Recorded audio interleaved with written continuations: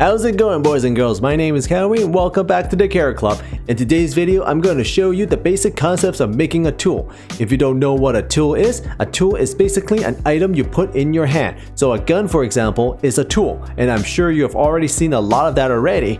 Or maybe some kind of food where the players can eat. You typically find those in role-playing games. When you do have a tool, they'll appear on your tool belt at the bottom of the screen. So to keep this video simple, I'm only going to show you how to make the physical tools itself. I will also explain how the tool gets into your tool belts in the first place so you don't get confused. To start off building the tool, you can use any kind of models you want. You can pick it out of the toolbox, you can build it out of parts, or you can do it in Blender. The choice is yours. What I have here is a traffic light, and yes, I'm actually going to swing this giant traffic light around like a madman, okay? I built this using parts only. When you are building this, there are some rules that you need to follow. The first rule, all the parts that is used to create this model cannot be anchored. If you have a model that is anchored, when you equip your tool, the tool won't follow you around. You just get stuck in one place. And rule number 2, you must have a part that is called a handle for a name, and you must position it where you want the handle to go. So for me, the green block here is the handle. So when I equip it, my hand will be attached to this green part here.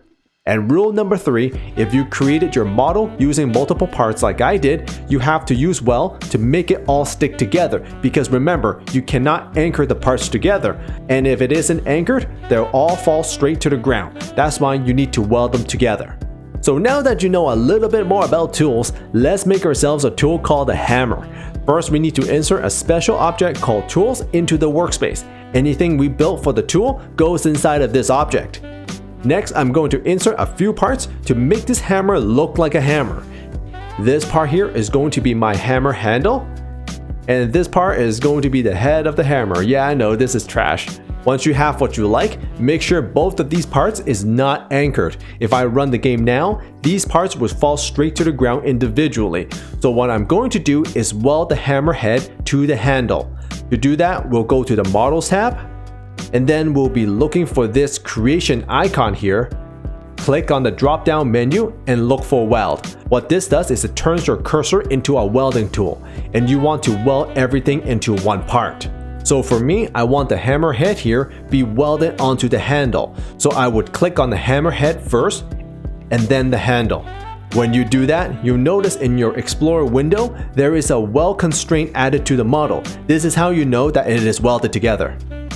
The next step is to create a handle that Roblox will recognize. So put another part inside of the tool. For the name of this part, it must be handle with a capital H. That's how Roblox will recognize where to position your tools in your hand.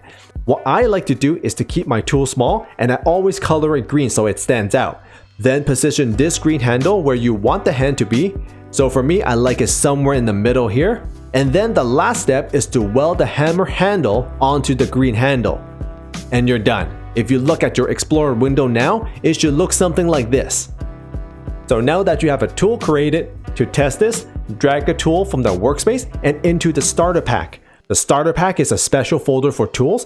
When the game runs, the tools inside of this folder will get copied into your character's backpack. And for every player that joins, the game will make a tool for that player. And that's why you see the tool in your tool belt. When you try to equip the tool now, you should see the tool in your hand.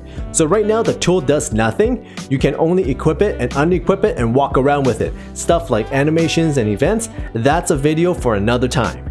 So I hope that I have explained this well enough for you to start making your own tools.